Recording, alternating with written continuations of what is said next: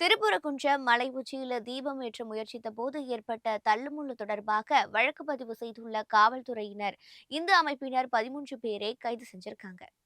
திருப்புறகுன்றம் மலையில் உள்ள உச்சிப்பிள்ளையார் கோயில் மண்டபத்தில் கார்த்திகை தீபம் ஏற்றுவதற்கு பதிலாக அங்குள்ள தீப தூணில் ஏற்ற உத்தரவிட வேண்டும் என்று ரவிக்குமார் என்பவர் தொடர்ந்த வழக்கில் மலை உச்சியில் தீபத்தை ஏற்ற உயர்நீதிமன்ற மதுரை கிளை அமர்வு நீதிமன்றம் சுவாமிநாதன் உத்தரவிட்டார்.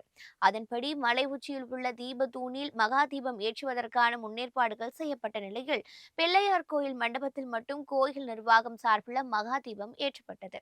இதையடுத்து இந்து அமைப்பினர் மலை மீது ஏற முயன்றனர். போலீசார் அமைத்திருந்த தடுப்புகளை கீழே தள்ளிவிட்டு மலை ஏற முயன்றதால் இருதரப்பு இடையே தள்ளுமுள்ளு ஏற்பட்டிருக்கு. இதுல இரு காவலர்கள் பாஜக மாவட்ட தலைவர் சிவாலிங்கம், நிர்வாகி ராகப்பன் ஆகியோர் காயமடைஞ்சிருக்காங்க.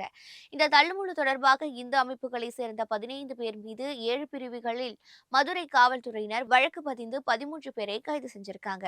பொதுமக்களின் பாதுகாப்பு, பொது அமைதியை கருத்தில் கொண்டு திருப்புறகுன்றத்தில் 144 தடை உத்தரவு அமல்படுத்தப்படுவதாக மாவட்ட ஆட்சியர் பிரவீன்குமார் தெரிவிச்சிருந்தார்.